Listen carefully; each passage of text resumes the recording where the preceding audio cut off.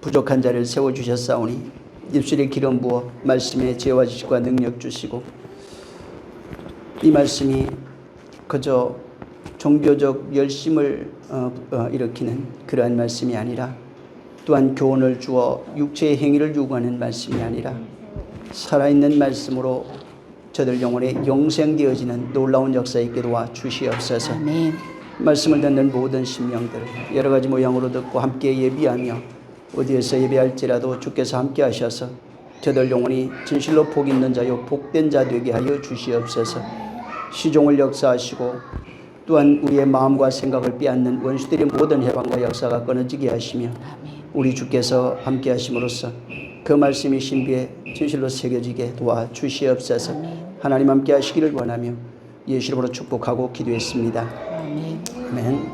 자, 창세기 16장입니다.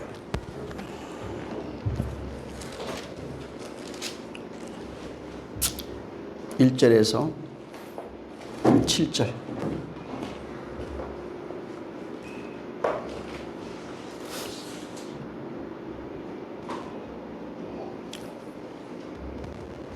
자, 시작.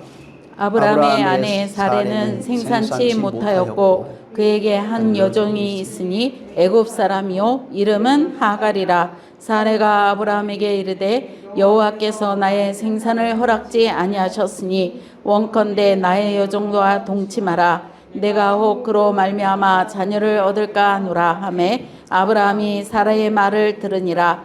아브라함의 아내 사레가 그 여종 애굽 사람 하갈을 가져 그 남편 아브라함에게 첩으로 준 때는 아브라함이 가나안 땅에 거한 지 10년 후이었더라. 아브라함이 하갈과 동침하였더니 하갈이 잉태하매 그가 자기의 잉태함을 깨닫고 그 여주인을 멸시한지라. 사레가 아브라함에게 이르되 나의 받는 욕은 당신이 받아야 옳도다. 내가 나의 여종을 당신의 품에 두었거늘 그가 자기의 잉태함을 깨닫고 나를 멸시하니 당신과 나 사이에 여호와께서 판단하시기를 원하노라. 아브라함이 사레에게 이르되 그대의 여종은 그대의 수중에 있으니 그대의 눈에 좋은 대로 그에게 행하라 하매 사레가 하갈을 학대하였더니 하갈이 사레의 앞에서 도망하였더라. 여호와의 사자가 광야의 샘 곁 곧 술길 샘물 곁에서 그를 만나.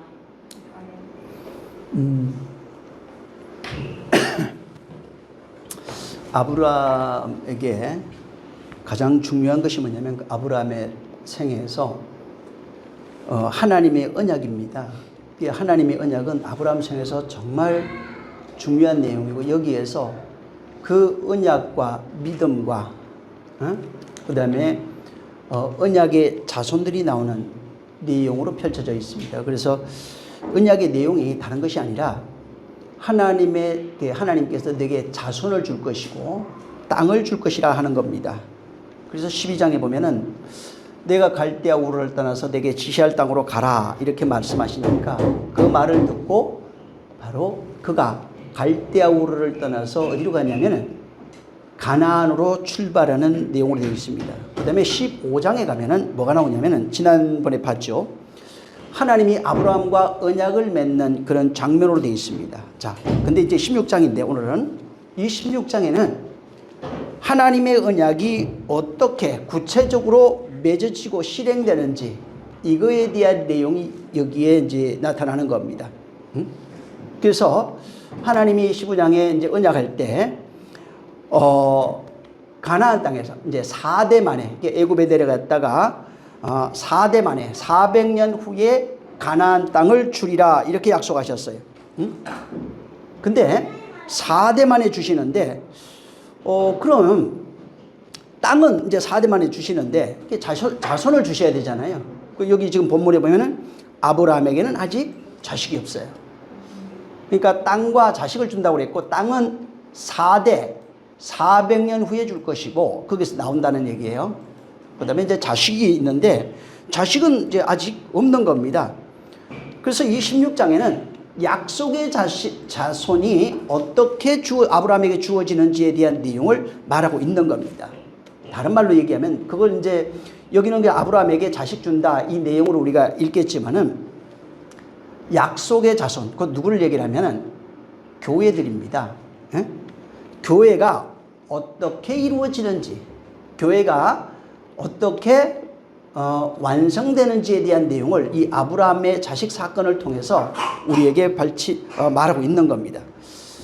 이 16장을 보면은 그냥 일반 역사 이야기라든가 혹은 뭐 문학으로 이렇게 이제 이것을 본다 할지라도 좀 이게 좀 그 재미있는, 또한 사실 막장이기도 해요 여기는. 그래서 하갈은 누구냐면 애굽 사람 하갈이에요. 여기도 써놨어요. 애굽인데 문헌에 보면은 바로의 공주였다는 기록이 있습니다. 그래서 애굽인데 아브라함이 애굽에 내려갈 때 거기에서 바로가 자기 딸을 줬다고 그래요.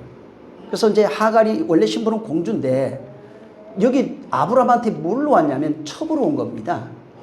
그래서 지금 아브라함한테 첩으로 왔는데 이 본처가 사레가 자식이 없어요. 그러니까 사레가 자기가 자식을 못 낳으니까 이제 또 대를 이어야 될 거 아니에요. 그래서 하갈, 종입니다. 종인데 원래는 그 사레의 종이에요. 몸종으로 준 겁니다. 줬는데 그 하갈을, 자기의 몸종을 아브라함의 첩으로 드린 겁니다. 근데 재미있는 거는 그 사레가 하갈을 첩으로 줄 테니까 하갈을 통해서 자식을 낳으라고 얘기를 합니다. 근데 여기 잘 보면은 아무런 반론이 없어요. 아무 얘기 안 합니다. 그냥 사레가 시키는 대로 그대로 들어가서 자식을 잉태하고 자식을 낳는 사건으로 그렇게 되어 있는 겁니다. 그래서 여기는 실제 우리가 이제 세상 시각, 육신의 시각으로 보면은 아브라함이 손해 볼 건 없으니까, 아브라함이 손해 볼 건 없고 그러니까 그냥 첩을 받아들여도 상관없다 이런 식으로 이제 우리가 생각할 수도 있는데, 근데 그렇게 보면은 이 성경에 여기에 감춰져 있는 내용을 발견할 수가 없습니다. 그러니까 표면적으로 보여지는 것은 우리가 그냥 세상에서 일어나고 있는 그런 이야기들입니다. 그래서 인생은 그냥 끊임없이 이런 일들이 반복되고 자기 유익을 위해서 이전투구라고 그러죠. 그래서 진흙탕에서 싸우고 있는 그런 인생들의 그 모습들이 그대로 여기도 다 성경에 기록이 되어 있는 겁니다. 그래서 이걸 보고 어떤 율례와 법도나 혹은 세상에 있는 어떤 그런 상식으로 이것을 보면 안 되는 겁니다. 자, 성경은 우리 인생들에 대해서 뭐라고 얘기를 하고 있냐면은 모든 인생들은 그냥 인생 자체가 어둠이에요. 지옥이라고 그래요. 그래서 성경에 인생들이 어디 있냐면 어둠에 앉아 있고 지옥에 있고 옥에 갇혀 있고 사망 아래 있고 저주 아래 있다고 끊임없이 말하고 있는 겁니다. 근데 이걸 왜 그렇게 얘기하고 있냐면 야, 너 거기 있으니까 저주야, 죽어야 돼, 이 얘기가 아니라 그 얘기를 하시면서 인간의 본질을 깨닫게 하고 하신 이후에 거기서 내가 너를 거기서 건져내겠다는 겁니다. 그래서 성경은 뭐냐면 인간의 본질을 먼저 얘기해주고 그 다음에 내가 거기 들어가서 내가 너를 건져낼 거야 하는 이야기가 성경책이에요. 그러면 여기 지금 이 16장에도 그 얘기가 들어가 있는 겁니다. 모든 성경은 예수님이 뭐라고 하냐면 이건 나에 대한 얘기야. 그럼 여기 속에도 나에 대한 이야기가 들어가 있는 겁니다. 그래서 이걸 겉으로 그냥 사례와 본처와 첩 얘기, 그 다음에 아브라함 남편과 어떤 그런 갈등 이야기를 쓰고 싶은 것이 아니고 여기에는 인간의 본질을 그대로 보여주면서 하나님께서 거기에서 우리를 어떻게 구원해 내시는지에 대한 이야기를 여기에 기록해 둔 겁니다. 그래서 여기 지금 사레와 하갈이 나와요. 나중에 또 설명하겠지만 이스마엘과 이삭이 나옵니다. 그리고 그래서 여기 그리고 그 하갈이 아기를 임신한 채로 핍박당하는 얘기가 있고, 먼저는 하갈이 자기의 본처를 곧 사례를 무시하는 얘기가 있어요. 무시하고 핍박당하고 하는 이야기를 여기다 그대로 기록해 놓은 겁니다. 근데 이 사건을 지금 여기에 아브라함 얘기인데 아브라함과 사레와 하갈의 이야기를 바울이 기가 막히게 설명한 데가 있어요. 이거를 어떻게 이렇게 알았는지 요걸 한번 읽겠습니다. 자, 갈라디아서 4장. 이건 우리가 많이 읽었던 이야기입니다. 근데 굉장히 중요한 얘기니까 갈라디아 4장 22절부터 끝절까지 있습니다. 잘 읽어보세요. 같은 이야기예요. 근데 다른 얘기를 하고 있어요. 여기 지금 이 16장에 있는 이야기를 바울이 해석한 얘기입니다. 이거는. 그러니까 16장을 이해하려면은 이 갈라디아 4장 22절부터 31절에 있는 내용을 이해해야 됩니다. 보세요. 22절부터 시작. 기록된 바 아브라함이 두 아들이 있으니 하나는 계집종에게서 하나는 자유하는 여자에게서 낳다 하였으나 계집종에게서는 육체를 따라 낳고 자유하는 여자에게서는 약속으로 말미암았느니라. 이것은 비유니 이 여자들은 두 언약이라. 하나는 시내산으로부터 종을 낳은 자니 곧 하가라. 이 하가는 아라비아에 있는 시내산으로 지금 있는 예루살렘과 같은 데니 저가 그 자녀들로 더불어 종노릇하고 오직 위에 있는 예루살렘은 자유자니 곧 우리 어머니라. 기록된 바 잉태치 못한 자여 즐거워하라. 그렇지 못한 자여 소리질러 외치라. 이는 홀로 사는 자의 자녀가 남편 있는 자의 자녀보다 많음이라 하였으니 형제들아 너희는 이삭과 같이 약속의 자녀라. 그러나 그때의 육체를 떠난 자가 성령을 따라 난 자를 핍박한 것 같이 이제도 그러하도다. 그러나 성경이 무엇을 말하느뇨? 계집종과 그 아들을 내어 쫓으라. 계집종의 아들이 자유하는 여자의 아들로 더불어 유업을 얻지 못하리라 하였느니라. 그런즉 형제들아 우리는 계집종의 자녀가 아니요 자유하는 여자의 자녀니라. 아멘. 여기는 자세하게 지금 설명할 시간이 없으니까 여기 중요한 것이 있어요. 여기 16장에 있는 얘기, 그러니까 사레와 하갈 이야기는 하나는 여종, 하나는 자유자종이래요. 근데 이건 두 언약이랍니다. 이 두 여자는 두 언약이래요. 그러니까 지금 여기 나오는 16장에 있는 게 두 언약을 말하는 겁니다. 그러면서 재밌는 얘기를 하는데, 자, 하나는 시내산으로부터 종을 낳은 자니 하갈이에요. 그러니까 시내산에서 나온 율법을 통해서 뭐가 나오냐면 종의 영이 나와요. 25절에 하갈은 아라비아에 있는 시내산으로 지금은 예루살렘과 같은 곳이니 무슨 얘기냐면은 지금 아라비아 있죠? 시나이 반도가 아니에요. 사우디아라비아입니다. 그게 아라비아예요. 그러니까 시내산이 어디 있었냐면 그 아라비아에 있었다고요. 거기에 모세가 어디로 갔었냐면 애굽에서 쫓겨나갖고 거기 간 거예요. 거기 가서 여호와를 만난 겁니다. 그래서 거기에서 미디안 광야라고 그래요. 거기가 아라비아 미디안 광야에서 만났는데 거기를 뭐라고 설명했냐면 거기서 하나님을 만났는데 거기는 뭐하고 똑같으냐면은 여기는 아라비아에 있는 시내산으로 지금 있는 예루살렘과 같다. 그러니까 율법을 받은 그 아라비아에 있는 시내산 율법이 왔는데 거기에서 받은 그 시내산과 현재 보이는 예루살렘 있죠? 그러니까 바울이 살던 시대의 예루살렘이에요. 이 시내산과 이 예루살렘은 똑같은 거야 이렇게 얘기했어요. 그 시내산도 율법이고 지금 눈에 보이는 예루살렘도 율법이에요. 종의 영으로 나는 게, 그러니까 보이는 그 예루살렘이 바로 율법이라고요. 그래서 지금 있는 곳 예루살렘과 같은 곳이니, 그러니까 여기 예루살렘하고 똑같은 곳이다 이런 뜻이 아니라 의미가 같다고요. 거기에 시내산이나 모세가 받은 시내산이나 보이는 성전으로 지어진 율법 그 성전이나 똑같다고요. 자, 그런데 그가 그 자녀들과 더불어 종노릇 해요. 자, 시내산에서 율법 받은 자들이나 예루살렘에 있는 자들이나 전부 다 율법의 종노릇하고 있습니다. 그런데 26절에 뭐라고 설명했냐면 위에 있는 예루살렘, 이거는 무슨 얘기냐면 보이는 예루살렘을 얘기를 하는 게 저 하늘 예루살렘 얘기를 하는 겁니다. 위에 있다니까 또 저 위 이렇게 얘기하면 안 되고 하늘 예루살렘, 사람의 손으로 짓지 않은 그 예루살렘을 얘기를 하고 있어요. 이 예루살렘은 자유자니 우리 어머니라는 거예요. 예? 그래서 이것을 하갈과 사레로 비유로 말해준 겁니다. 그러니까 16장 얘기는 지금 무슨 얘기예요?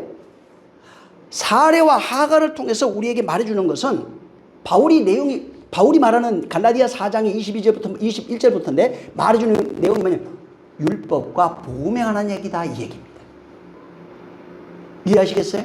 그러니까 16장, 지금 창세기 16장에 있는 것은 율법과 복음에 관한 얘기인데 이걸 사람들은 첩과 본처의 이야기로 알아버린 거예요. 근데 바울은 영감을 가지고 이걸 봤는데 이건 율법과 복음에 관한 이야기야. 응? 그리고 율법에서 우리를 건져내는 이야기가 여기 있다, 이렇게 얘기한 겁니다. 그래서 하갈이 뭐라고요? 바울은 하갈은 율법이다, 사레는 복음이다, 은혜다, 이런 식으로 설명한 겁니다. 그리고 그 하갈이 낳은 자식은 이스마엘이라고 합니다. 이스마엘을 뭐라고 그래요? 종의 자식이고, 사레가 낳은 이삭은 약속의 자녀라, 성령으로 나는 사람이다. 그러니까 이삭이 뭘로 낳았다고요?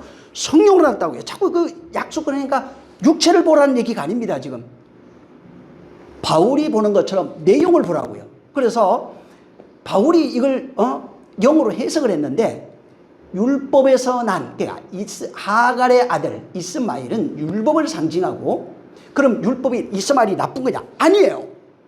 이스마엘이 없으면 절대로 이삭이 나올 수가 없는 거예요. 율법과 복음의 관계를 설명하고 있고, 율법에서 어떻게 복음이 되는지에 대한 내용을 설명하는 겁니다. 그래서 여기 하갈은 율법이고, 율법에서 나온 자식은 이스마엘이라고요. 율법에서 낳은 우리예요. 옛사람이에요, 다. 이게 종의 영이라고요. 이 세상 태어나서 이제 율법의 세상이죠. 율법 아래서 선악을 판단하며 살아가는 모든 인생은 종의 영으로 나옵니다. 그 다음에 사레는 자유자니 복음입니다. 그래서 이 사레, 진리를 통해서 나온 자식을 하나님의 아들, 또 그 다음에 성령으로 난 자, 약속으로 난 자, 이렇게 말하는 겁니다.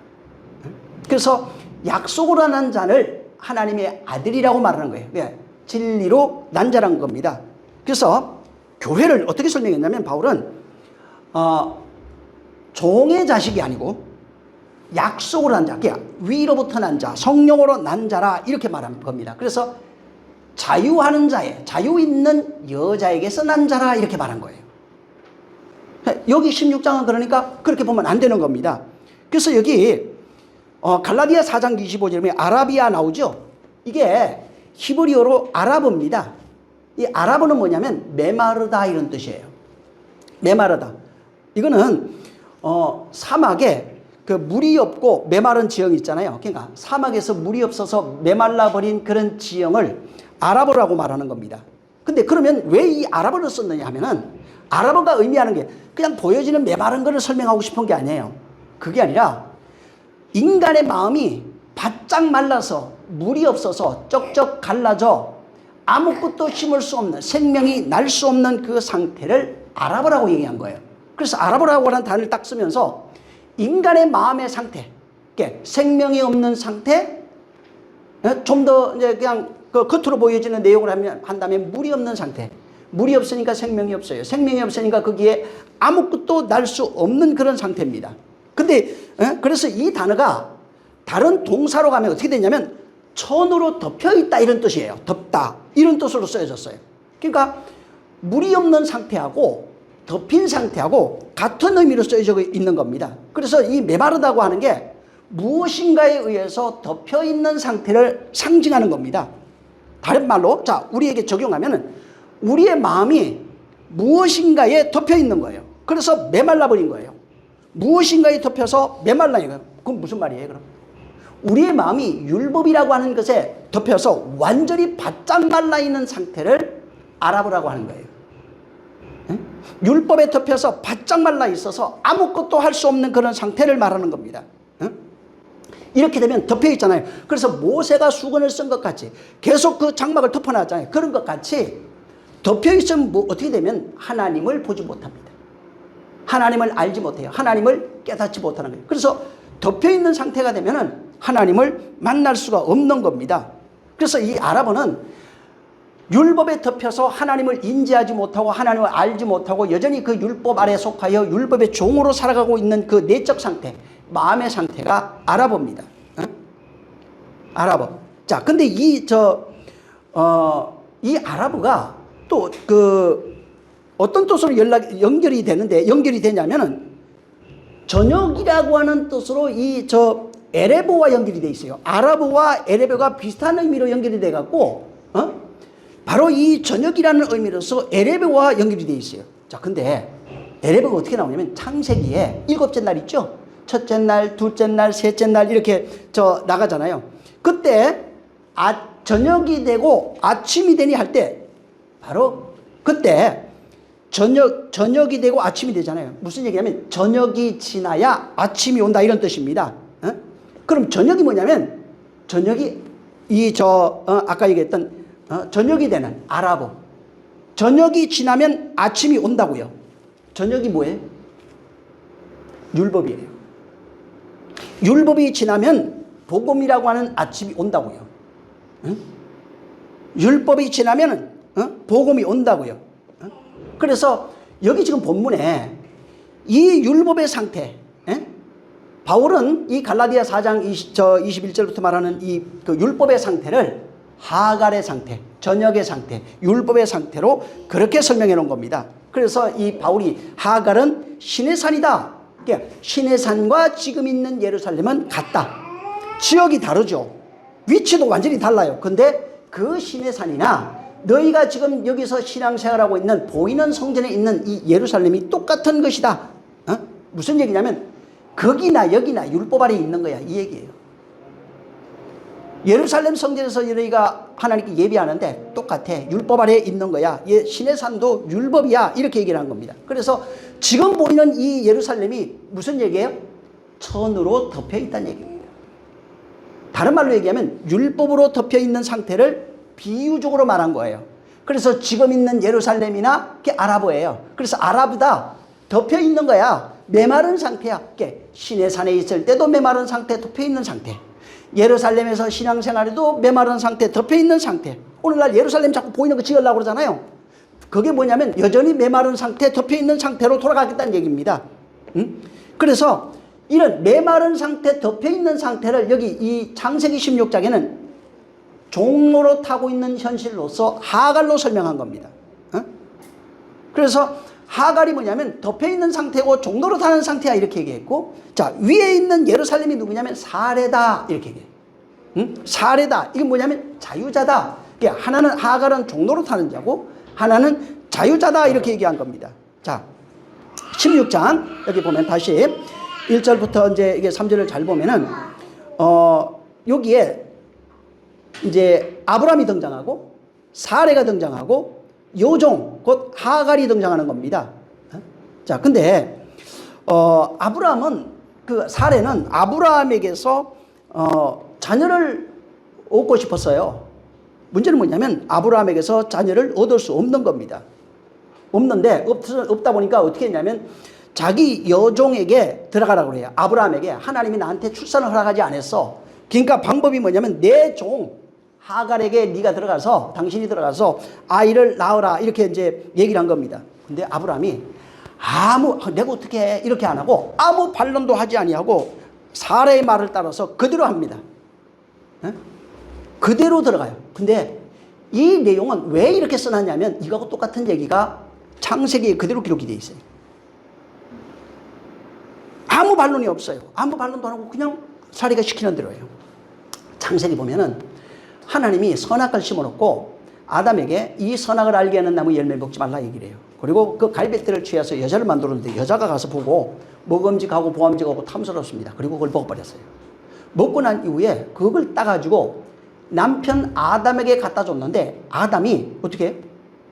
이건 뭐냐고 물어볼 거 아니에요. 그러면 뭐 물어보기도 할 것이고 그걸 가지고 뭐 얘기를 할 텐데 아무 얘기 안 해요. 아무 얘기 안 하고 어떻게 하냐면 남편에게 주매 대꾸 없이 그대로 먹었더라. 그러니까 남편에게 주니까 그도 먹었더라 이렇게 얘기를 하는 거예요. 그러니까 여기 지금 하와가 선악과 따가지고 아담에게 주니까 아담이 그걸 그대로 먹어요. 근데 여기 똑같은 거예요. 사례가 지금 저 아브라함에게 첩으로 들어가라 하니까 아무 대꾸 없이 그대로 그걸 받아들이고 그 안에 들어가 버리는 겁니다. 이게 무슨 얘기냐면 여기에 복음의 메시지가 있어요. 아담으로 얘기하면 아담의 그 선악과 먹는 그 사건은 어떤 우발적으로 갑자기 그냥 우발적으로 일어난 그 사건, 이런 범죄가 아니라는 겁니다. 거기에 그대로 아내가 주는 그것을 그대로 먹어버렸어요. 거기에 뭐가 있냐면 하나님의 구속사가 있어요. 어떻게 우리를 구원해내시는지에 대한 내용이 거기 들어가 있다고. 여기 그대로 거기 다 들어가 있어요. 아담을 통해서, 아브라함을 통해서 어떻게 우리를 건져내시는지에 대한 내용을 여기에 설명하고 있는 겁니다. 그래서 뭐라고 설명했냐면 바울이 아담은 오실 자의 표상이라고요. 선악과 주니까 그대로 다 받아먹어요. 아무 대꾸 없이 받아먹어요. 이렇게 한 것이 아담은 오실 자의 표상이라고요. 예수님이 그렇게 한다고요. 아무 대꾸 없이, 아무 조건 없이 그것을, 여자가 주는 그것을 그대로 받아먹으신 이가 예수 그리스도라고 말하는 것입니다. 자, 그래서 바울이 얘기한 것처럼 아담은 오실 자의 표상, 곧 예수 그리스도의 모형이라는 겁니다. 왜 그러냐면 바울이 그걸 또 설명했어요. 그게 뭐냐면 죄가 사망 아래서 왕노릇 한답니다. 죄가 사망 아래서 왕노릇 하는 것 같이, 자, 죄가 하나가 들어와 가지고 모든 사람을 왕노릇 하고 있어요. 자, 근데 은혜도 죄가 넘치는 곳에 왕노릇 하기 위해서 그렇게 하신 거라는 겁니다.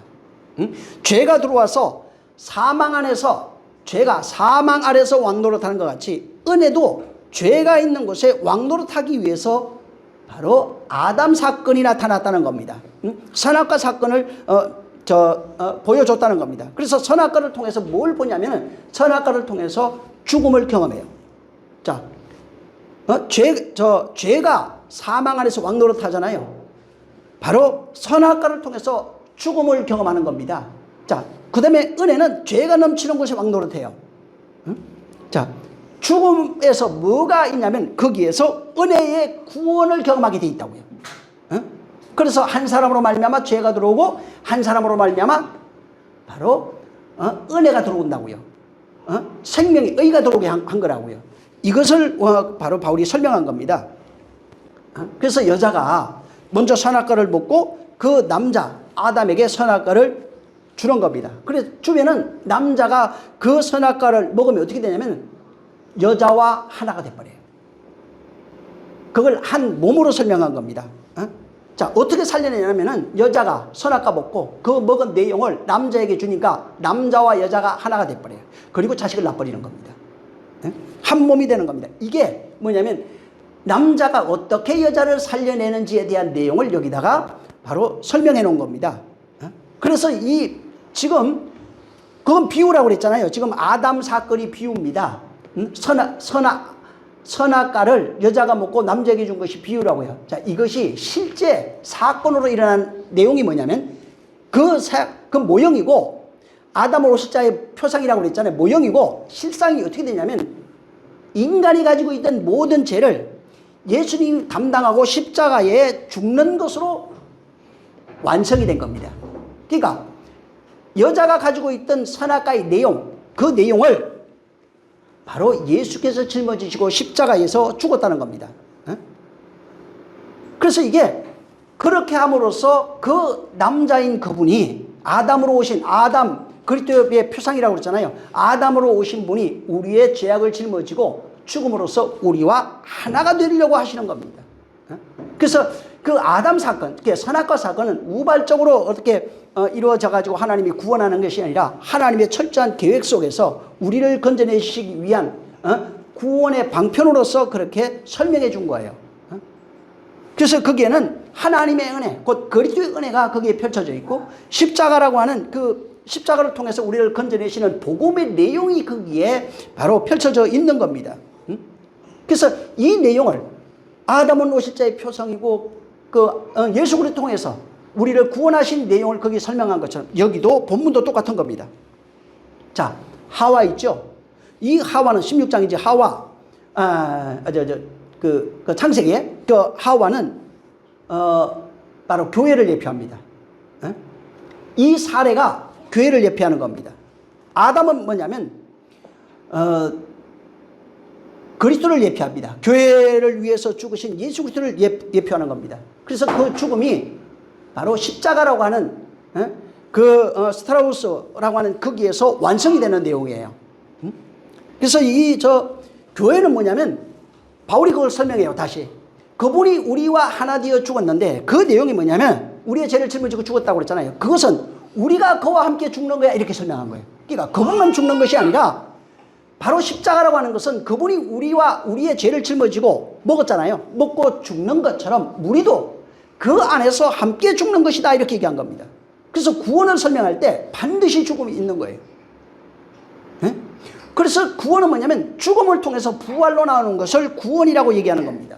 그래서 죽음을 통해서 그리스도와 하나로 죽어서 부활로 나온 상태를 요한이라고 하는 아들로 설명해 준 거예요. 하나님은 은혜로우시다. 이게 요한이에요. 그러니까 바로 예수 그리스도 안에서 진정한 구원이 뭐냐면 예수 그리스도와 하나로 죽어서 부활로 나오면은 은혜 받은 하나님의 아들이 된다고 하는 사실을 설명해 준 겁니다. 자, 여자가 준 것을 선악과죠. 선악과를 아담이 그대로 받아 먹어요. 이게 여자가 인류입니다. 인류가 가지고 있는 선악의 죄예요. 율법 아래 죄로 명명되어 있는 우리의 죄예요. 이것을 그리스도가 오셔서 아무 말 하지 않는 거예요. 아무 말 하지 않고 여자가 주는 걸 그대로 받아 먹으시니까 그리스도라고요. 그래서 그리스도가 뭐냐면 여자가 준 그게 독약이라고요. 독사과예요. 쉽게 말하면 사망이라고 하는 거라고요. 그걸 그대로 받아서 그분이 담당하고 죽으신 겁니다. 그래서 성경 예수님이 뭐라고 설명했냐면 교회를 가리켜가지고 내게 주신 자 이렇게 얘기해요. 전부 다 내게 주신 자라고 계속 얘기하는 겁니다.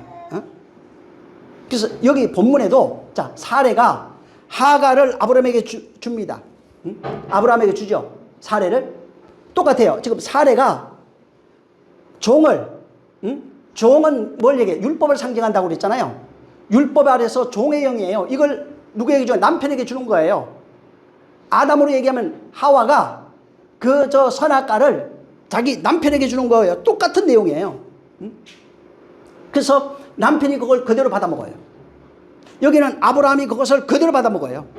그래서 아무 말 없이 율법을 취하는 겁니다.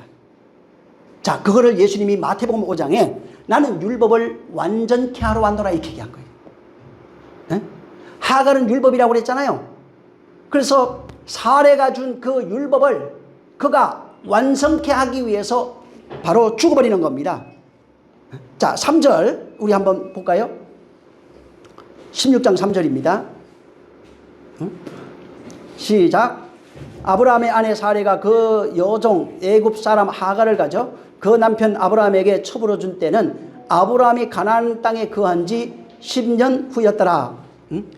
그 다음에 4절 5절까지 한번 시작. 아브라함이 하갈에게 동침하였더니 하갈이 잉태함에 그가 자기의 잉태함을 깨닫고 그 여주인을 멸시한지라. 사레가 아브라함에게 이르되 나의 받는 욕은 당신이 받아야 옳도다. 내가 나의 여종을 당신의 품에 두었거늘 그가 자기의 잉태함을 깨닫고 나를 멸시하니 당신과 나 사이에 여호와께서 판단하시기를 원하노라. 3절에 사레가 애굽 사람 하갈을 아브라함에게 첩으로 주었다 이렇게 얘기했어요. 자, 히브리어에 첩이라고 하는 단어가 있어요. 첩이라고 하는 단어는 뭐냐면 필레게시라고 하는 단어예요. 이 필레게시라고 하는 단어인데 이 필레게시는 말 그대로 첩 이런 겁니다. 첩인데 여기는 근데 이 첩이란 단어 여기 첩이라고 번역을 했는데 그 단어가 아니에요. 뭐라고 썼냐면 여기는 이샤 이렇게 써놨어요. 이샤. 이거는 여성 여자 이런 거예요. 여성 여자 이런 뜻입니다. 근데 이샤가 뜻하는 것이 뭐냐면 씨를 받아 생명을 잉태할 여자를 상징할 때, 그러니까 씨를 받아서 생명을 잉태할 여자는 전부 다 이샤입니다. 근데 여기는 이 첩이라고 하는 필레게시라고 하는 단어를 안 쓰고 씨를 받아서 생명을 잉태할 여자 이샤로 여기를 쓰는 거예요. 그래서 이게 자, 근데 그때가 이샤 첩인데 우리 첩으로 번역했다고 그랬잖아요. 원래는 여자입니다, 그냥. 근데 가나안에 거한 지 10년이에요. 가나안은 뭐라고 그랬냐면 하나님이 가나안 땅을 언제 준다고 그랬냐면 아까도 얘기한 것처럼 4대 만에 혹은 400년 후에 주어진다 이렇게 얘기한 겁니다. 그래서 400년 후 애굽에서 종살이 하다가 나와가지고 가나안 땅을 정복하는 걸로 성경이 기록되어 있어요. 자, 근데 그래서 약속의 땅은 지금 주는 게 아니에요. 실제 역사 속에서도 지금 주는 게 아니라고요. 4대가 이루어져야 돼요. 이 4라고 하는 거는 나중에 보면 사복음서의 완성 뭐 이런 겁니다. 어찌됐든 400년 후 같은 거예요. 그래서 그때 이후에 약속의 땅을 받게 되는 그런 내용으로 되어 있어요. 자, 근데 약속의 자손도 마찬가지예요. 지금 약속의 땅도 지금 주어지는 것이 아니고 4대 400년 후에 되는 것이고 약속의 자손도 바로 주는 것이 아니라는 겁니다. 어떻게 주어지냐면 여종을 통해서 여종의 아들을 통해서 자유자의 아들로 주어지는 거예요. 그래서 하갈이 들어가는 거예요. 그러니까 약속의 자녀가 사례를 통해서 바로 그냥 주는 게 아니고 여종과 여종의 아들을 통해서 바로 자유자의 아들이 주어지는 겁니다. 4대 만의 그 약속의 땅이 주어지는 것처럼 율법의 자손을 통해서 약속의 자손이 나온다고요. 그걸 갈라디아 4장에 말한 겁니다. 율법의 자손을 통해서 약속의 자손이 주어진다고요. 자, 이게 실상이에요. 이게 무슨 얘기냐면, 자, 우리가 율법이죠. 율법의 자손을 통해서 율법의 자손이 약속의 자손이 된다고요. 율법의 자손을 통해서 약속의 자손이 나온다고요.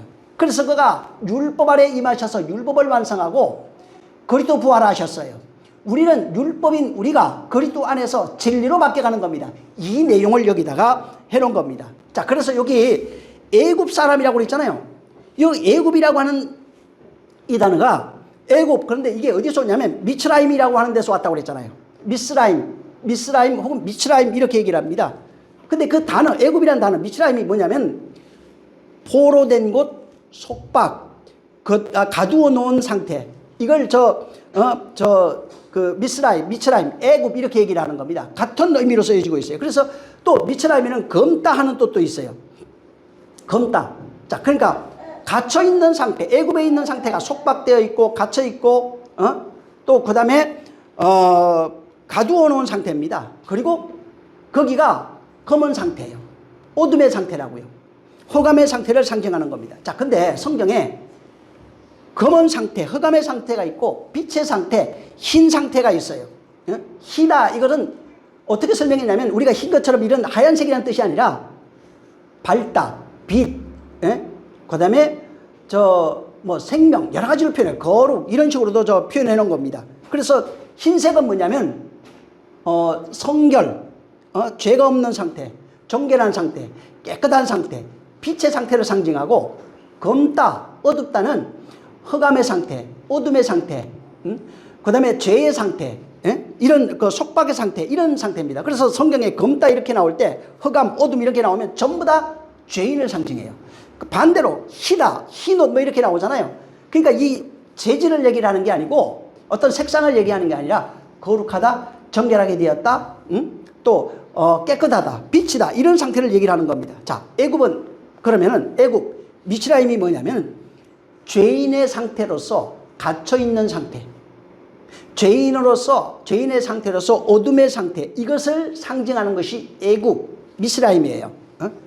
이거는 실제를 얘기를 하면 어떻게 되냐면 우리 인생들의 내적 상태, 율법에 갇혀서 노예로 살아가고 있는 상태를 애굽이라고 말하는 겁니다. 그래서 애굽을 상징해 가지고 인간의 내면, 혼의 상태가 율법 아래 갇혀 있는 상태, 그걸 어둠, 속박, 갇혀 있다, 노예, 억압, 사망, 여러 가지로 이렇게 표현해 놓은 겁니다. 그래서 애굽은 뭐냐면 갇혀 있는 상태, 곧 누구냐? 하갈이 율법이라 해요. 율법에 갇혀 있는 상태가 누구냐면 하갈이라고요. 그 상태를 종이라고 얘기를 한 겁니다. 자, 근데 그 여자가 누구를 만나요? 율법이 아브라함을 만났어요. 아브라함은 예수 그리스도를 상징하기도 하고 하나님을 상징하기도 여러 가지로 나와요. 잘 보면은. 자, 근데 그 씨를 받아가지고 하나님으로부터 받았는데 그 씨를 어떤 영을 받았냐면 종이라고요. 그래서 하갈이 임신을 하니까 어떻게 되냐면 살의 본처를 멸시했다고 나옵니다. 그 멸시에다가 뭐냐면 보잘것없는 눈으로 쳐다보다 이런 겁니다. 하찮게 여기 왜 좀 이렇게 말은 안 하는데 좀 업신 여기는 눈이 있잖아요. 이렇게 하찮게 여기는 그런 눈으로 그를 쳐다보다 이런 거예요. 이게 뭐냐면 자신의 눈으로 세상을 보는 것을 말해요. 그래서 이게 육신의 정욕 있잖아요. 육신의 정욕, 안목의 정욕 그거예요. 육신의 정욕, 안목의 정욕으로 사람과 세상을 쳐다보고 있는 상태가 바로 이 멸시하다 하는 단어입니다. 그래서 이것을 그렇게 육신의 정욕으로 무시하고 하시하고 하는 그런 내용을 멸시하다 이렇게 얘기한 겁니다. 다른 말로 얘기하면 율법이라고 하는 것이 복음을 하찮게 여기는 거예요. 자유자를 하찮게 여기면서 멸시하고 있는 거예요. 실제로 일어났어요, 이게. 예수 그리스도가 나는 진리라고 얘기했는데 많은 율법주의자들이 예수를 어떻게 했어요? 하찮게 여기고 멸시하고 핍박하는 내용이에요. 그 내용이에요. 그래서 율법 아래 있는 아들을 가지니까 종이라고 하는 종의 영을 가진 그가 자유자를 멸시하는 내용으로 되어 있는 겁니다. 그래서 아래가 율법이에요.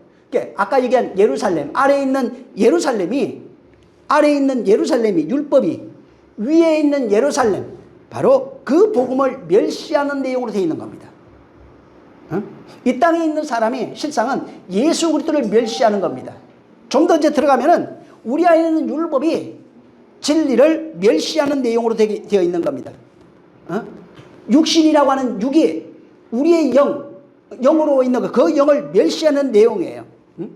자, 그러니까 어떤 일이 생기냐면 사레가 하갈에게 모욕을 당했어요. 이제 모욕을 당하니까 아브라함에게 호소합니다.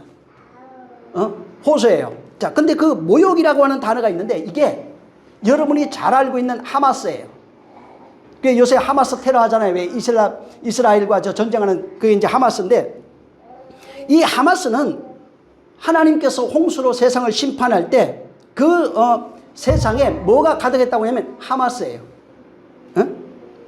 그래서 하마스가 가득하기 때문에, 그래서 거기는 창세기 6장 11절 이 하마스라는 단어를 어떻게 써놨냐면은 강포하여 이렇게 쓴 거예요.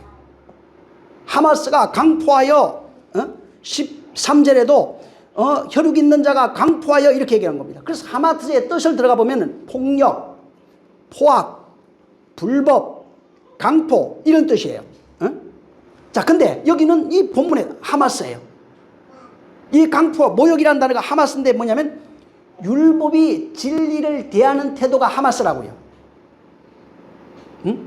포악하고 강포하고 폭력적이고 불법적이고, 그래서 그런 것을 멸시하다, 모욕하다 이렇게 얘기합니다. 예수님이 율법에 의해서 모욕을 당한 거예요. 그래서 거기에 보면 모욕의 내용을 어떻게 설명했냐면 예수님은 누가복음에는 침뱉임을 당하고 뺨을 맞고 채찍을 맞고 그 다음에 십자가에 달려 죽었다 하는 이 내용으로 쓰는 거예요. 이게 모욕이라는 거예요.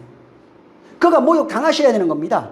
율법의 모욕을 당하시고 십자가에 달려 죽으시는 내용이에요. 근데 여기에 자유자는 이런 모욕을 당한다고요. 하마스를 당하게 되어 있다고요. 폭력, 억압, 그 다음에 포악, 불법, 이런 내용이에요. 이걸 당했다고요.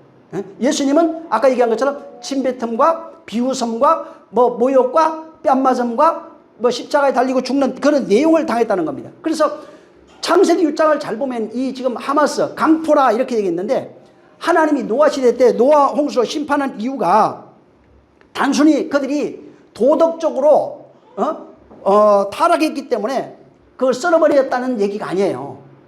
거기에는 율법과 복음이라고 하는 것이 담겨 있는 겁니다. 세상에 있는 것들이 진리를 어떻게 했다고요? 모욕했다고요. 하마스했다고요. 복음의 진리를 모욕한 겁니다. 이것이 이 세상에 있는 모든 사람이 강포하여 하마스했다고요. 복음의 진리를 무시하고, 에녹스에 보면은 이 세상에 있는 사람이 하나님을 멸시했다고 나옵니다. 그러니까 이 세상에 있는 모든 사람들이 하나님의 말씀을 들을 능력이 없어요. 오히려 하나님의 말씀을 비웃고 무시하고 그것을 인정하지 아니하고 그런 현실을 거기에 창세기 6장에는 강포로 이렇게 얘기해 놓은 겁니다. 그래서 거기에 하나님이 그 말씀에 의해서 강포한 그들이 그 말씀에 의해서 죽는 내용으로 다 물에 빠져 죽잖아요. 그 내용을 해놓은 거예요. 이 사건을 그대로 재현해 놓은 데가 시내산의 두 돌판 가져와 가지고 밑에서 그들이 강포하여 하나님을 우리가 인도한 하나님이라고 자기들이 뛰놀고 절고 하다가 그날 다 죽습니다. 율법에 의해서 죽는 내용으로 되어 있는 것이 거기는 말씀에 의해서 죽는 내용으로 설명해 놓은 겁니다. 자, 그래서 이 홍수라고 하는 건 보면은 홍수는 그 물침내, 물세례를 상징하는 겁니다. 자, 물세례가 우리가 보통 예수 믿을 때 이제 그 침례 받잖아요. 그 예수 믿을 때 이제 그 물속에 그 침례 받는데 이거는 외적 경험입니다. 외적 경험인데 실제는 성도, 그러니까 우리가 침례를 통해서 하나님 믿을 때 성도 안에서 일어나는 성령으로 옛사람이 심판받아 죽고 구원하는 내용으로서 바로 침례를 경험하는 겁니다. 그래서 침례는 뭐냐면 내 안에 있는 죄악이 심판받는 내용이에요. 그래서 옛사람이 죽는 얘기가, 그래서 바울이 그걸 설명한 거예요. 로마서 6장에 침례가 뭐냐면 그분과 함께 죽는 거야. 침례는 옛사람이 죽는 거라고요. 옛사람이 죽고 새사람으로 나오는 것을 바로 침례라 이렇게 얘기하는 거예요. 그래서 실제 침례는 하나님의 말씀에 의해서 우리의 죄악이 심판받는 내용이 침례예요. 애굽에 있던 모든 사람들이 홍해에서 심판받는 거예요. 그래서 옛사람이 죽는 모습이 자기들은 안 죽었는데 애굽 군대가 다 죽어버렸어요. 그래서 심판이 뭐냐면, 심판의 본질이라고 한다면은 바로 여기 하마스예요.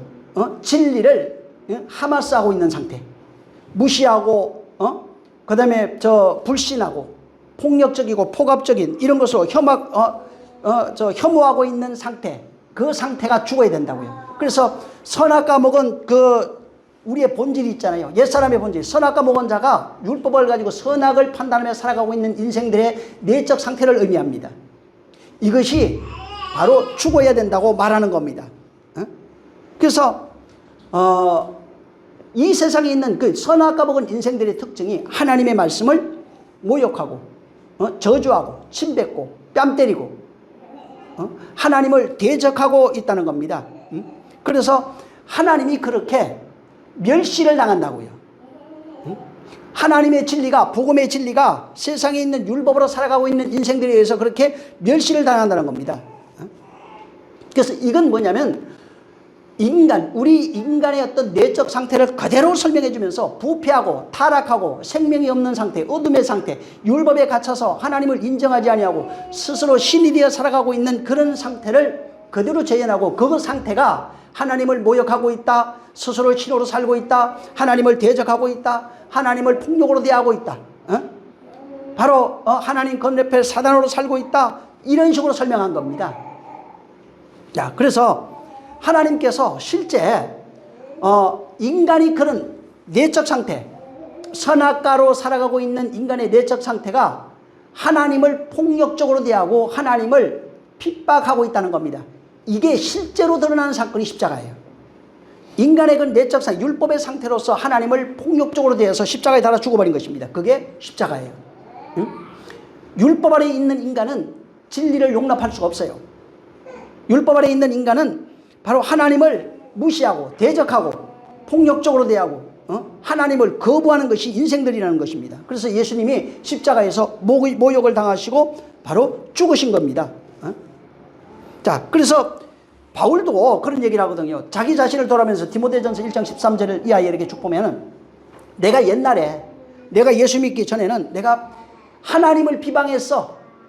비방자요, 박해자요, 폭행자요, 이렇게 얘기해요. 내가 그때는 하나님을 알지 못하고 행할 때인데, 근데 분명히 뭐라고, 나는 바리새인 중에 바리새인, 서기관 유대인 중에 유대인, 가말리엘 학파에서 공부한 유명한 사람, 대단한 사람이었어요. 근데 하나님을 알고 난 이후에 그때 그 삶이라고 하는 것이 하나님을 비방하고 박해하고 폭행하고 하나님을 대적하는 자라고 하는 사실을 고백한 거예요. 그러니까 율법 아래 살아가는 것 자체가 그렇다고요. 자, 그러면 율법 아래서 신앙생활하고 있는 게 뭐라고요? 오늘날 종교생활하는 게 뭐라고요? 디모데전서 1장 13절 이하로면 하나님을 알지 못하는 상태가 되면 하나님을 비방하고 있는 거예요. 폭력적으로 대하는 거예요. 하나님을 폭행하고 있고 하나님을 박해하고 있는 겁니다. 자, 요 상태를 여기 하갈이 그걸 하고 있는 거예요. 사례를 모욕하다 하는 게 이 내용이에요. 그래서 사례를 비방하고 박해하고 폭행하고 바로 무시하고 있는 게 중에 여기 하갈이라고요. 율법 아래 있는 하갈이 은혜 있는 사례를 대하는 태도가 그런 거예요. 율법이 진리를 대하는 태도가 여기 하갈을 통해서 사례를 대하는 걸로 설명해 놓은 겁니다. 자, 그러면은 우리가 이 세상에 율법 아래 있는 모든 인생들이 예수 그리스도를 대하는 태도를 여기 그대로 조명해 놨다고요. 그러면은 그들 제대로 하려면 어떻게 하나님으로 대적하려면 어떻게 해야 되냐면 바로 우리가 은혜 받지 않으면 안 되는 겁니다. 성령 받지 않으면 안 되는 거예요. 은혜 받고 성령 받아야 비로소 내가 하나님을 폭행하고 비방하고 대적하고 폭력적으로 대했다는 것을 아는 겁니다. 은혜 받기 전에는 그럴 수밖에 없어요. 그게 그냥 율법 아래 사는 사람들이 당연히 하는 일이에요.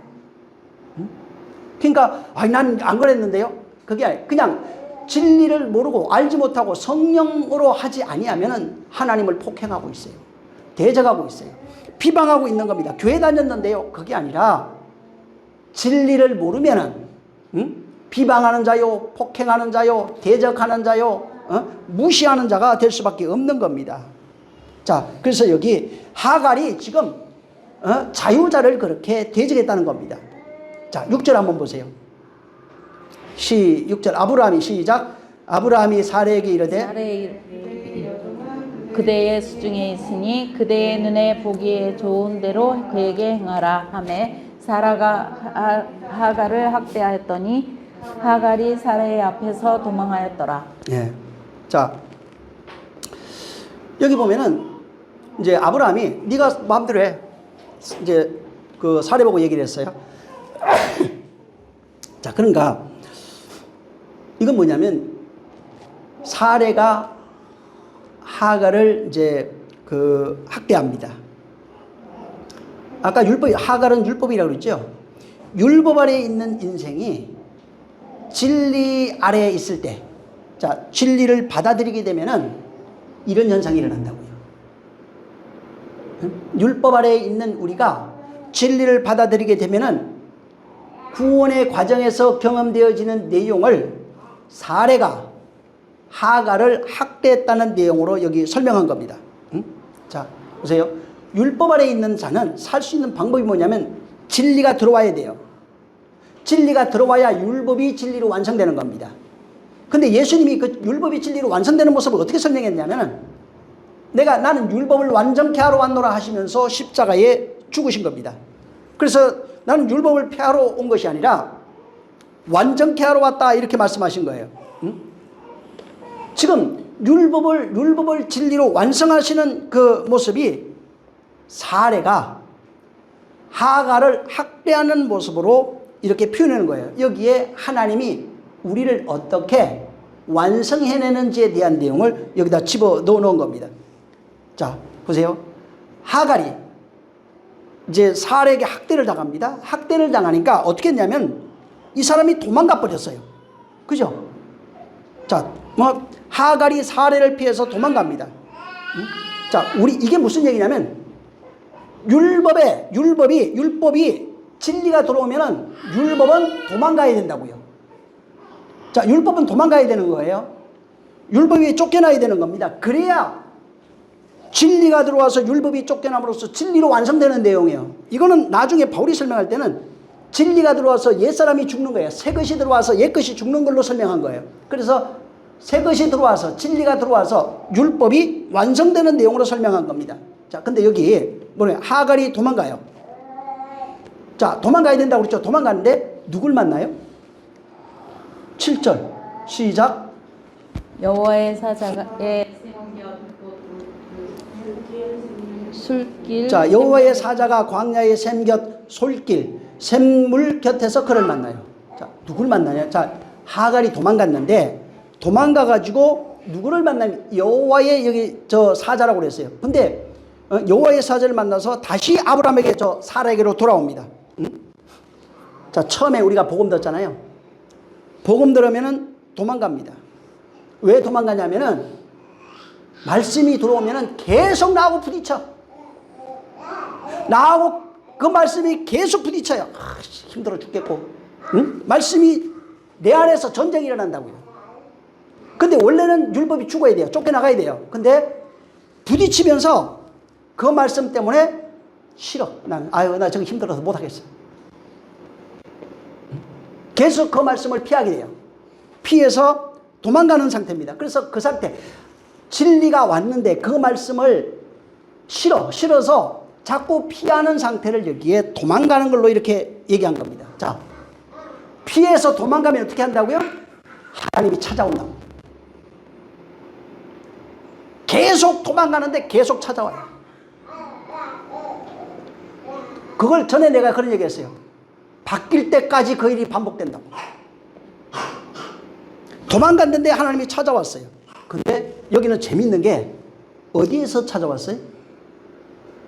솔길, 샘물 곁, 솔길, 샘물 곁 우물이에요. 도망가니까 우물가에서 찾아왔어요. 여기 7절은 재밌는데 여호와의 사자가 광야의 샘물, 단어가 달라요. 샘, 물, 곁, 곧 술, 길, 샘 곁에서 그를 만났다 이렇게 돼 있어요. 자, 근데 여기 사례가 잡으세요.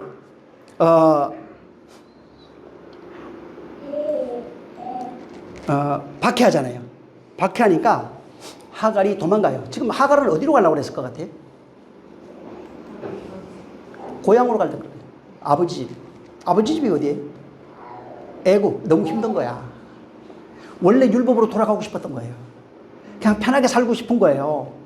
나는 왕으로, 애굽에서는 왕으로 사는데 내가 왜 여기서 종도로 돼야 되는 거야 도대체? 이렇게 힘들게 왜 신앙생활 해야 되는 거야? 돌아가는 그 길이에요.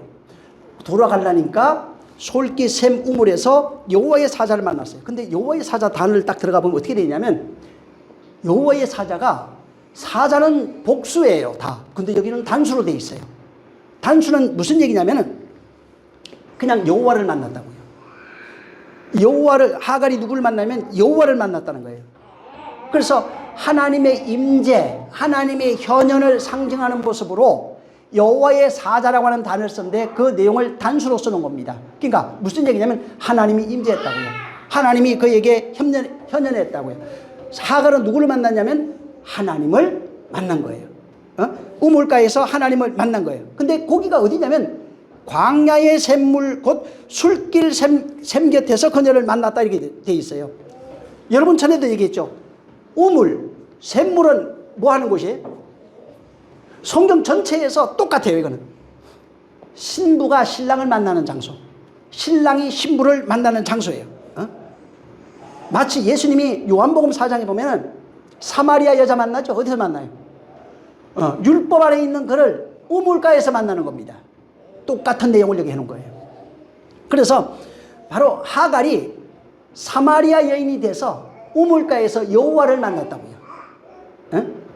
그 요한복음 4장에는 사마리아 여자가 그리스도를 만나는 내용으로 되어 있어요. 자, 그러면은 광야 샘물이라고 되어 있잖아요. 광야 샘물, 여기가 어디냐면은 광야 샘물이라고 하는데 술길 샘곁이래요. 광야 샘물은 술길 샘곁이라고 돼요. 자, 술이라고 하는 단어가 있는데 이 술은 들어가 보면은 슈르입니다. 수르 광야 있잖아요. 그거예요. 슈르라고 하는 단어로 되어 있어요. 근데 이 슈르라고 하는 장소는 굉장히 중요해요. 출애굽기 15장 22절 이하 이렇게 보면은 모세가 이스라엘을 이끌고 어디로 들어간? 수르 광야로 들어갔다 하는 그 길이에요. 수르 광야입니다. 수르 광야에 들어가서 사흘 길을 갔는데 물을 얻지 못하고 그들이 마라에 이르러서 썸물이죠. 마라에 거기에 이르러서 물이 써서 먹지 못함으로 모세를 원망했다고 나옵니다. 그러니까 하나님이 모세에게 뭐라 그랬냐면 거기에다가 내가 지시할 나무를 가져다가 던져라. 그렇게 얘기했어요. 그러면 단물이 돼요. 그래 그걸 가지고 먹었던 장소가 바로 이 수르 광야에서 마라 샘물이 있는 그것을 말하는 겁니다. 그래서 이 수로는 수로 다 수로 광야입니다. 수로 광야길을 얘기하는 겁니다. 그래서 홍해를 건넌 이스라엘이 바로 너무너무 기뻐요. 지금 홍해를 건너가지고 막 적군 다 죽었잖아요. 근데 그 길을 건너서 기쁘게 나와가지고 들어가는데 물이 없는 거예요, 이게. 사흘 길을 갔는데 물이 없는 거예요. 그래서 즐겁고 기쁘게 들어간 길은 수로광야가 맞아요. 들어가가지고 봤는데 물이 없어서 사흘 길 가다가 하나님을 원망했던 장소가 이 지금 마라 선물이라는 겁니다. 자, 여기에 마라 선물에 단물 됐다는 얘기잖아요. 나무 던져가지고 단물 됐다는. 여기 전에 얘기했죠. 이게 뭐냐면 나무는 십자가를 상징합니다. 십자가의 죽음을 통해서 우리에게 공급되는 내용이 단물이라고요. 단물은 뭘 얘기를 하면 복음의 진리. 예? 복음의 진리가 우리에게 전해지는 것. 다시 말해서 십자가가 던져짐으로써 율법을 완성하기 위해서 십자가에서 예수 그리스도의 죽음과 부활을 통해서 우리에게 진리의 물이 증거된다는 거예요. 생명의 물이 증거된다는 얘기입니다. 은혜로서 그 물을 우리에게 전해주는 것을 예표하는 것이 마라샘물이에요. 그래서 거기에서 뭘 했냐면은, 자, 단물 되잖아요. 거기에서 출애굽기 15장에 보면은 율법을 받았다고 나와요. 여호와의 율법을 거기서 받아요.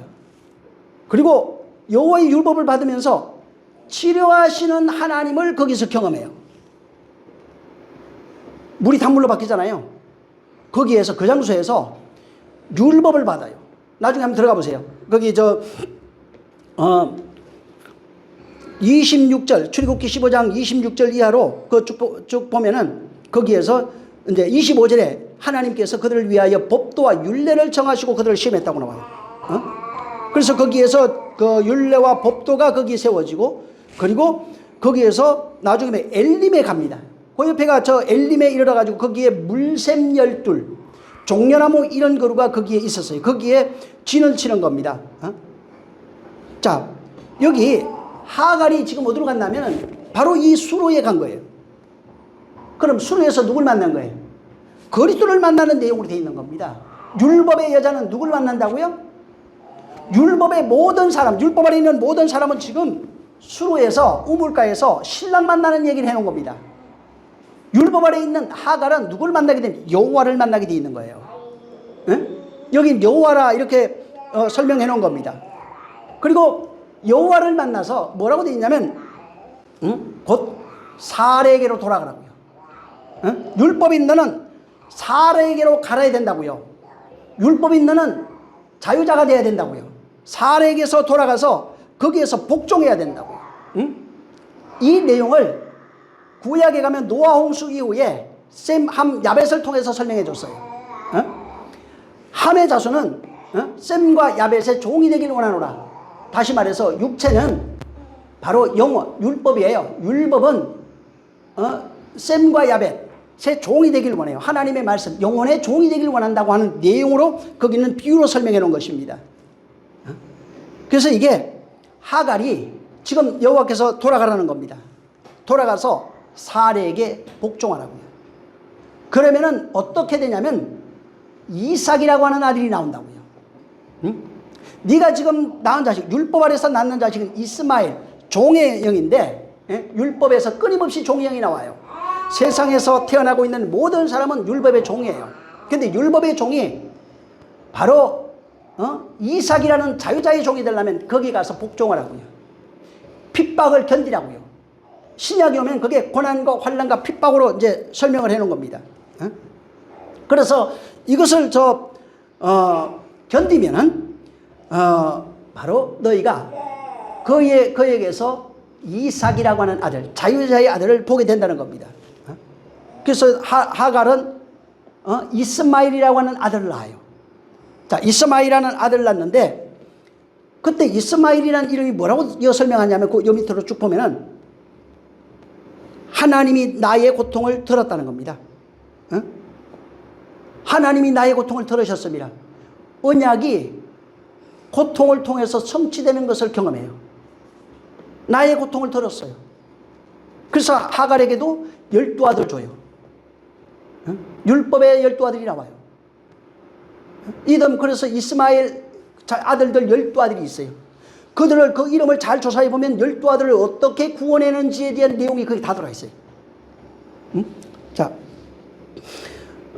그래서 하갈은 그 주인이죠. 여주인 사례를 통해서 어떻게 이스마엘이 자유자의 아들로 나오는지에 대한 내용을 우리에게 설명하고 있는 겁니다. 그래서 이게 이제 그냥 우리가 쉽게 신학적으로 얘기하면 어떻게 되면 이스마엘은 율법으로는 끝의 자식이에요. 지금 아브라함이 낳은 끝의 자식이라고요. 끝의 말씀이라고요. 끝의 말씀, 끝의 자손은 끝의 말씀, 율법으로 낳은 선악을 분별해 낳는 것이 끝의 말씀 이스마엘이라고요. 끝의 자식이라고. 이거는 이삭은 뭐냐면은 사레가 낳은 자유자가 낳은 자식은 속의 자식이라고요. 그래서 끝의 자식은 이스마엘이고 속의 자식은 이삭인 거예요. 끝의 자식은 그냥 율법과 진리, 율법으로 낳은 종의 영이고 육체는 종의 영이고 끝의 자식은 아내 자식은 진리의 자식, 자유자의 자식이 되는 겁니다. 그래서 아브라함을 통해서 어떻게 율법의 자식이 나오고 진리의 자식이 나오는지, 율법의 자식이 어떻게 진리의 자식이 되는지에 대한 내용을 여기다가 해놓은 겁니다. 그래서 인간이라고 하는 것 자체가, 인간은 끊임없이 정욕으로 살아갑니다. 보이는 것을 선악을 판단하며 율법의 자식을 놓고 살아가요. 그래서 이 세상에 태어나는 모든 인생들, 돈이 있든 없든 뭐 석학이든 전혀 상관없어요. 모두가 뭐로 나와요? 끝의 자식으로 나옵니다. 율법의 자식으로 나온다고요. 왜 그러냐면 이 세상 자체가 그냥 율법으로 꽉 차 있어요. 세상에 오면 세상 공기를 마시는 거하고 똑같은 거예요. 율법의 자식으로 태어나서 모든 사람은 안 가르쳐줘도 선악을 분별하며 살아갑니다. 그래서 그 선악의 기준이 내가 된 상태를 옛사람이라고 해요. 내가 그래서 그렇게 옛사람으로 살아가고 있는 것이 이스마엘이에요. 종의 영을 받은 거예요. 그러니까 종의 영을 가지고 살아가는 상태를 선악을 판단하며 살아간다고요. 신약에 보면. 그게 옛사람이라고요. 근데 그 옛사람이 끊임없이 선악을 판단하며 살아가는데 살 수 있는 방법이 뭐냐면 자유자로 가야 된다고요. 살에게 복종해야 돼요. 예수 그리스도는 자유자로 오신 분이에요. 그 안으로 들어가야 돼요. 그에게서 학대라고 표현해놨는데 바로 우리를 신약에 보면 그게 고난, 말씀이 우리에게 임했을 때 우리 안에서 일어나는 내적 상태, 말씀이 우리를 옛사람을 끊임없이 몰아내고 옛사람을 죽이는 내용으로 되어 있는 겁니다. 그걸 학대라고 했어요. 그래서 그것을 경험할 때 내 안에서 고난이 일어나고 환난이 일어나고 핍박이 일어나고 이런 식으로 해놓은 겁니다. 사람들은 이 세상을 완전히 율법의 세상으로 만들어놨어요. 율법의 세상은 예수 그리스도를 죽일 수밖에 없는 겁니다. 율법이 완성되려면 그 율법을 완전케 하기 위해서 오신 예수 그리스도가 죽을 수밖에 없는 겁니다. 그래서 율법 아래 있는 자가 선악을 판단하면서 뭘 하냐면은 진리를 핍박하게 돼 있고 거짓말하고 사기치고 간음하고 도둑질하면서 그렇게 살아갈 수밖에 없는 거예요. 그게 우리 인생의 모습이에요. 그거를 간음하지 마, 도둑질하지 마, 거짓 증거하지 마, 뭐 살인하지 마 이런 식으로 우리에게 말했어요. 그게 우리의 모습이기 때문에 우리의 모습은 그렇게 살아가는 것입니다. 그래서 그런 상태에 있는 간음하고 도둑질하고 우상숭배하고 하나님을 경배하지 못하고 아버지를 알지 못하고 거짓 증거하고 살아가고 있는 그 상태의 인간들을 바로 하나님께서 하늘에서 온 예수 그리스도로 말미암아 예루살렘의 성전이라고 하잖아요. 본인이 성전이잖아요. 그로 말미암아 우리를 구원해내시는 그 내용을 우리에게 말씀해 주신 겁니다. 그래서 여기 본문에도 지금 그런 하갈로 살아가고 있는 우리에게 샘 곁에서 찾아오셔서 우리에게 은혜의 말씀, 진리의 말씀을 전해주심으로써 그 요한복음 4장에 사마리아 여자가 그 그리스도를 발견한 것처럼 그리스도를 발견하면 이제 우리들 그리스도를 알고 그리스도와 하나가 되어지는 삶을 살아갈 수밖에 없는 겁니다. 그래서 그렇게 될 때 우리에게 율법이었던 우리가 자유자의 아들의 영으로 나올 수 있는 겁니다. 그래서 그 내용, 여기 지금 16장에는 이런 내용을 담아가지고 아브라함과 사레와 하갈을 등장시켜가지고 하나님이 우리의 상태를 설명하고 그 다음에 우리가 어떻게 자유자 안에서 구원이 될 수 있는지를 설명해 주고 있는 겁니다. 그래서 여기 바로 수르락은 이 술길에서 하갈이 만나잖아요. 거기서 만나서 뭘 받는다고요? 생명수 받는다고요. 그래서 내가 물을 주러 왔다. 내 살을, 양식을 주러 왔다. 이 얘기 하잖아요. 그러니까 진짜 하늘에서 온 그 진리를 우리에게 주시기 위해서, 건네주시기 위해서 오신 겁니다. 지금 하갈로 살아가고 있는 종의 받은 자가 환난 당합니다.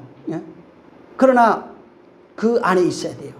고난 당하잖아요. 그 안에 있어요. 도망가는, 율법이 나가야 되는 건 맞아요. 나가야 되지만은 스스로 피하여 도망가는 것이 아니고 바로 내가 나가야 되는 게 아니라 내 안에 있는 옛사람이 나가야 돼요. 옛사람이 죽어야 되는 겁니다. 율법적 자아예요. 선악을 판단하고 있는 그게 죽어야 된다고요. 그래서 새 자아로 바뀌는 걸 말하는 겁니다. 이와 같은 역사가 우리 가운데 있기를 예수님으로 축원합니다. 정말 여기 하갈이 결국은 나중에 마리아예요.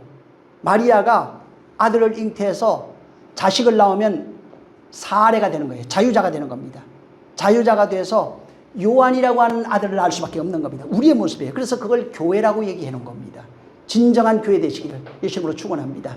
이 시간 기도할 때 하나님, 정말 우리 영혼이 하나님이 이거는 여기 있는 이야기는 실제 있었던 사건들입니다. 아브라함과 사레와 하갈 같은 이야기, 또 아브라함이 경험했던 것은 실제 있던 사건이에요. 근데 이 사람들을 들어다가 이 성경에 집어넣고 우리의 모습을 조명해 놓으면서 너희를 이렇게 구원해낼 거야. 율법 아래 살아가고 있는 너희를 자유자로 만들 거야. 거기 있는 자를 이렇게 저 종의 영을 아들의 영으로 만들 거야. 이런 식으로 설명해 주는 겁니다. 하나님이 우리를 구원해 주겠다고 하는 당신의 약속이 여기에 담겨 있는 겁니다. 이런 식으로 은혜 받으시기를 주님으로 축원합니다. 기도하겠습니다. 좋으신 하나님 감사합니다. 우리는 이 하갈과 사레와 또 아브라함의 이야기를 통해서 하나님이 어떻게 우리를 구원해 내셔서 어떻게 우리를 인도하시는지를 잘 깨닫고 날마다 육신 가운데 사는 삶, 세상과 육체의 환경을 따라서 그냥 이리 이끌리고 저리 이끌리는 세상 풍파에 이끌리는 자가 아니라 오직 말씀에 이끌려서 환난과 고난을 당할지라도 즐거워하고 기뻐하며 그 안에서 새로운 생명으로 잉태되어 하나님의 아들로 나오는 자들이 되어지게 도와 주시옵소서. 그러므로 진정한 자유자 위에 있는 예루살렘으로서 바로 새 하늘과 새 땅이 되어지는 놀라운 역사를 경험하게 도와 주시옵소서.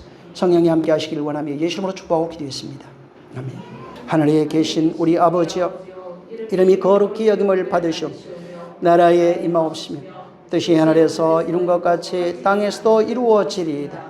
오늘날 우리에게 일용할 양식을 주옵시고 우리가 우리에게 죄진 자를 사하여 준 것 같이 우리 죄를 사하여 주옵시고 우리를 시험에 들게 하지 마옵시고 다만 악에서 구하옵소서. 나라와 권세와 영광이 아버지께 영원히 싸움나이다. 아멘. 감사하신 주여, 정말 평생 진리 안에 억압을 받을지라도 바로 진리로 완성되어지는 거룩한 자들 되게 하여 주시옵소서. 자, 우리 모든 영광 하나님께 돌립니다. 수고 많이 하셨습니다.